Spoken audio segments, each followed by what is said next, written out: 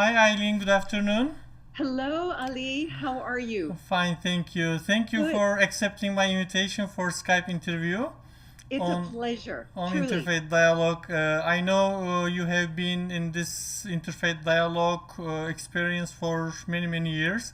Yes, I have. So we are trying to educate our community on Interfaith Dialogue. So we need your experience. Okay. Okay, great, thank you. So, I'm happy to share what I would know. would you please introduce yourself?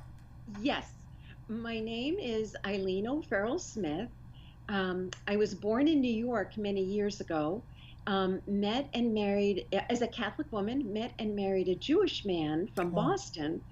And we have three children together. He unfortunately died many years ago, but while he was alive, I began an organization called the Interfaith Union, which is really a group that brings interfaith individuals, couples, married couples, individuals, all shapes and sizes, and those that are just interested in interfaith dialogue. And that was technically formed about 15 years ago. wow, We would have been married 31 years this year. wow, So I've been doing this work for 31 years. wow, great, thank you. Yeah. So, how do you define interfaith dialogue? What are the audience interfaith dialogue for Muslims, especially in United States?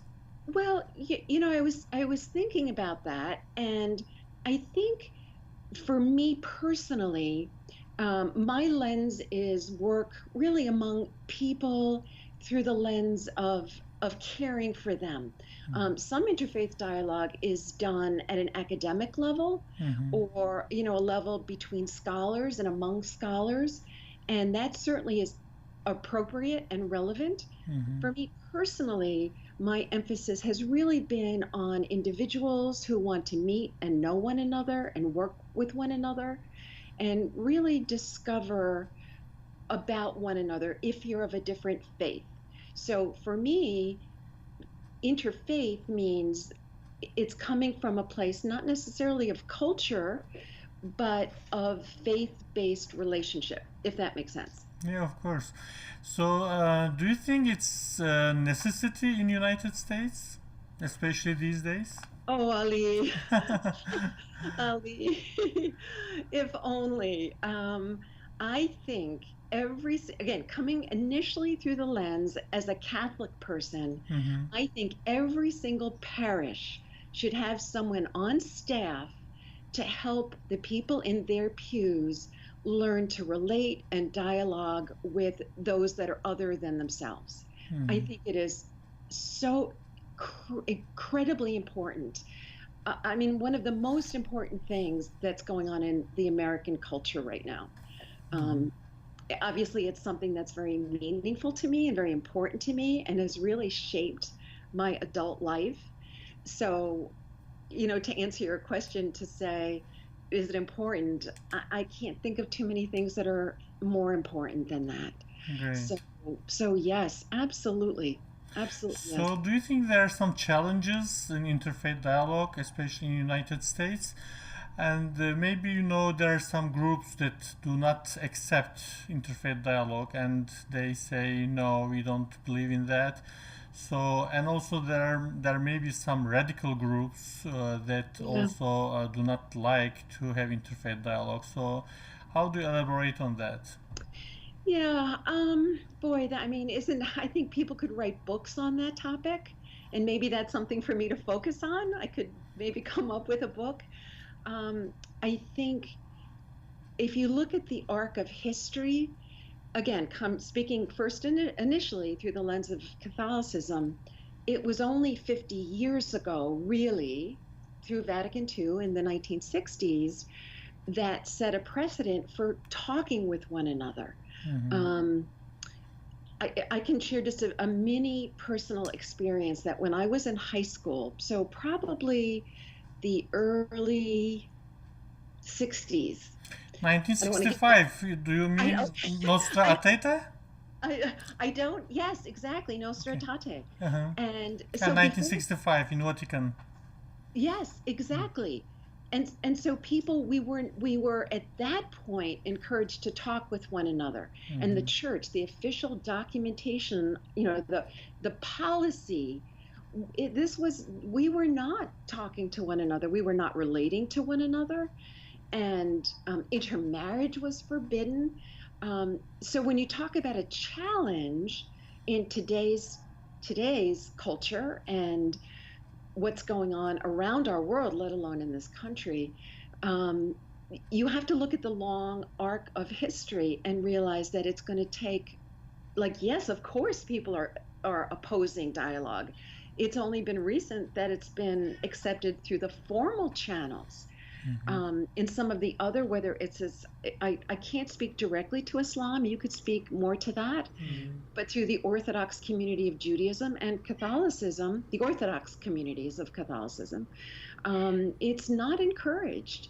So I think it's really the people that are in the grassroots, the people that are doing the work, that are reaching out to one another, that are working with one another in their work communities, or in maybe social service, that they wind up feeding the homeless together. That's where the activism is going to get broader and deeper. So instead of top down, it's going to be bottom up. So it's really going to be the people, as I said, that are in the weeds, that hopefully someday will, relate to the bishops and those that are making decisions. And yes, I think there will always be people. We can look at the events of this weekend and what happened in Virginia. There will always be people and groups of people that want to build walls and marginalize one another and separate one another. And I think we just have to keep fighting, because it's always existed, and I hate to say it will probably continue to exist. But there are those that will counter it as well. Yeah, Like, so you mean they should not discourage us and stop our absolutely, motivation? absolutely, Right. absolutely. Keep fighting the good fight, Ali. Good, thank you. Should we have some concerns about losing our own identity or beliefs when we are very much dialoguing with others and merging with others, engaging with others? So, for our young generation, for our kids, should we have any kind of concern?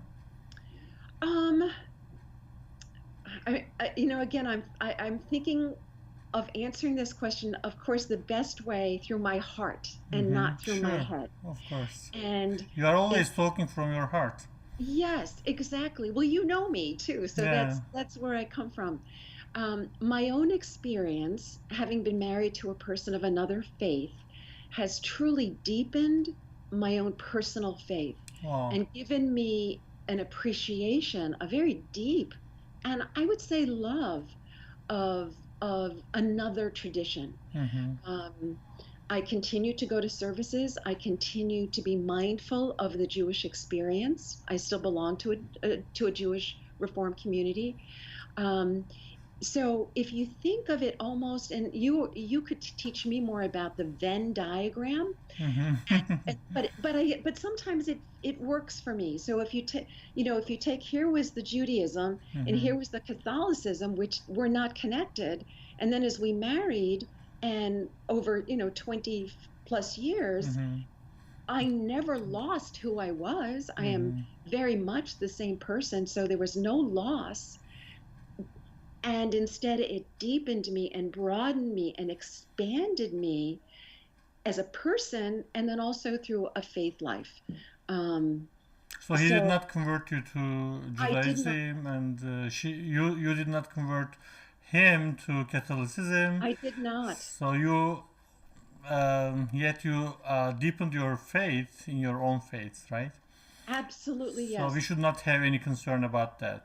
You Maybe we. know, I think sometimes in my own experience, the basis for that can be fear and can be lack of information. And I think once, as we married, and of course the children were the catalyst, and I see that with some of the couples that I work with, where their parents perhaps are first generation from Pakistan or from Bosnia or um, or from Israel, and watching their child, who they so love, but they don't have the experience of the other, and so they become fearful, and it becomes they're afraid of losing. They don't, they don't want to lose that.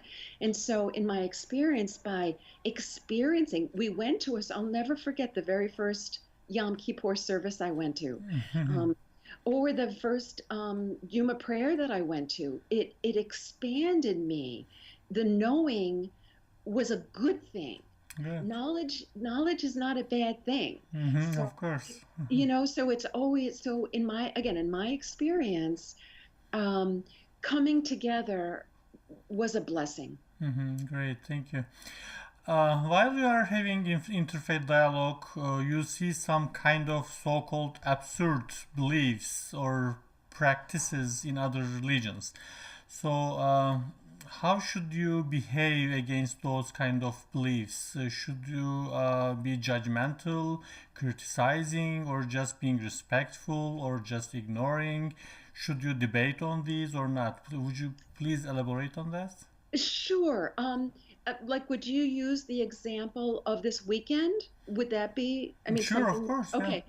I mean, I just, because again, I want to make sure that I answer your question. Um, again, I had a very visceral reaction to hate, and I have a visceral reaction to um, untruths, if you will. And I can't, we won't argue or discuss at this point what is true and what is not, or what is right or what is wrong. So I think you kind of answered the question yourself. I think you have to find a way to honor the essence. I mean, everybody I meet, everybody,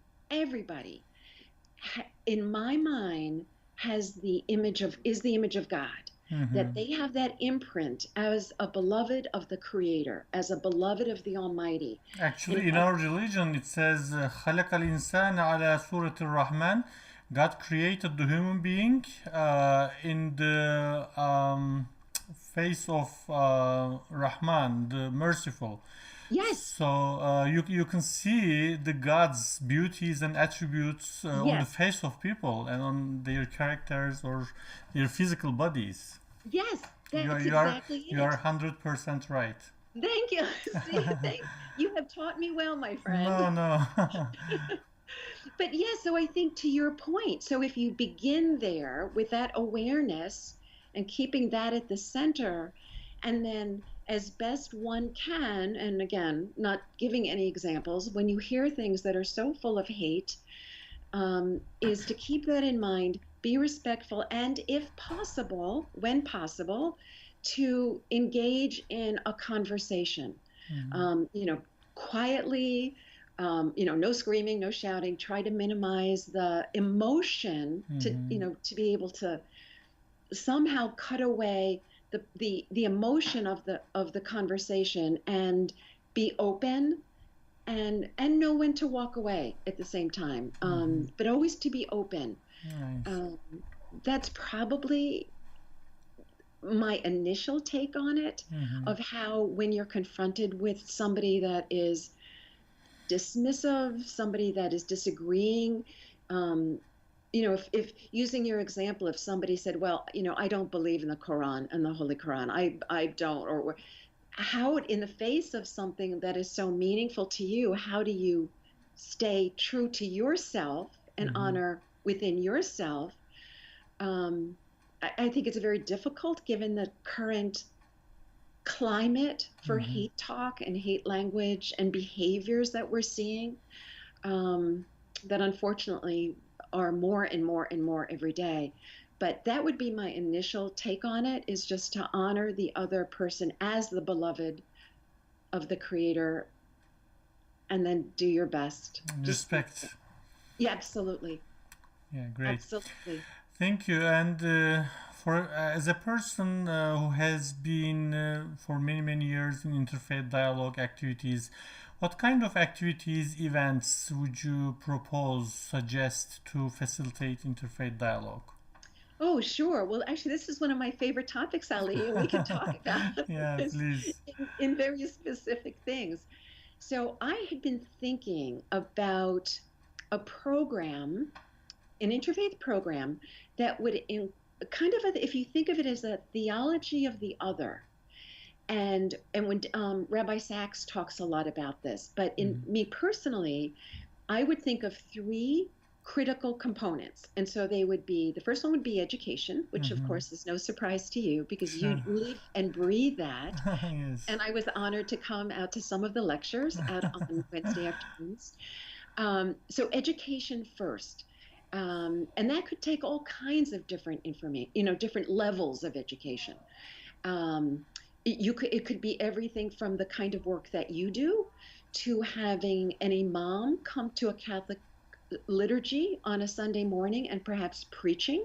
It could be having the rabbi come to Friday prayer. It could be so think of education, but all levels of education. And I'd be happy to flesh out some other ideas with you. Sure, please. The second thing would be ritual. And we're also doing that. So, in fact, I just responded yes to an interfaith symposium that would be having a shared dinner out in Lombard next September at Eid. I think it's Eid.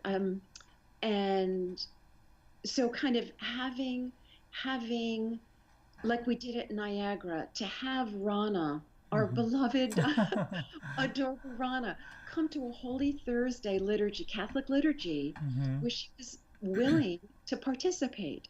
So that's a very standard Catholic ritual of feet washing, where even His Holiness, the Pope, does that every year. And I think he often will bless the feet of the homeless or of the poor or of the other. And so shared rituals, participating in an iftar, which we've done every year, participating in a Passover Seder. So shared learning through ritual. Yes. And in my mind, the third component is a service piece. And so whether that's something as organized specifically along the lines of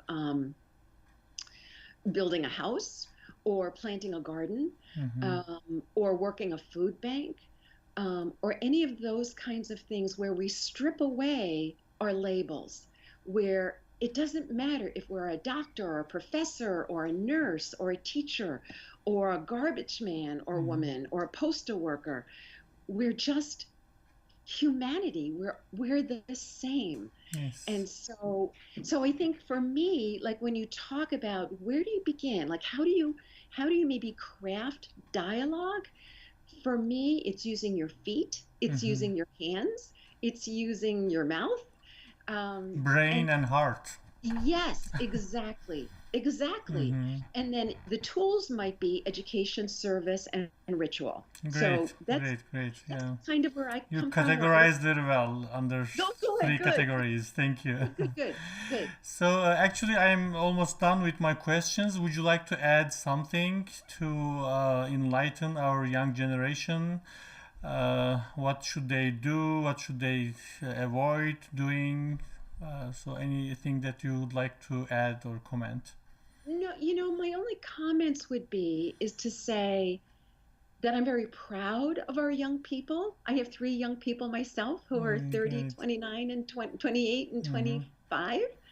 And I'm proud of the young people that I know who have very open hearts, and to trust that as they move forward, because again, education has never hurt anybody.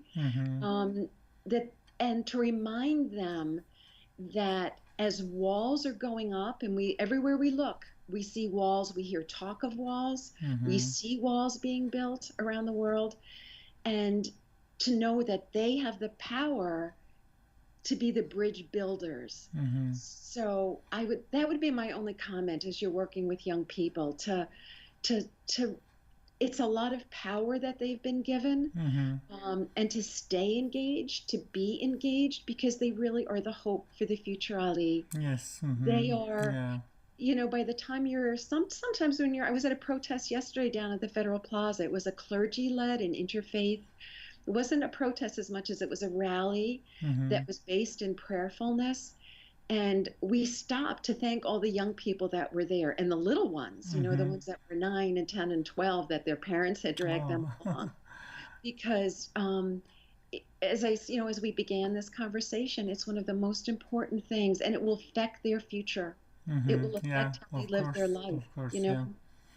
So, So they are privileged and lucky that there are some leaders like yourselves in front of them.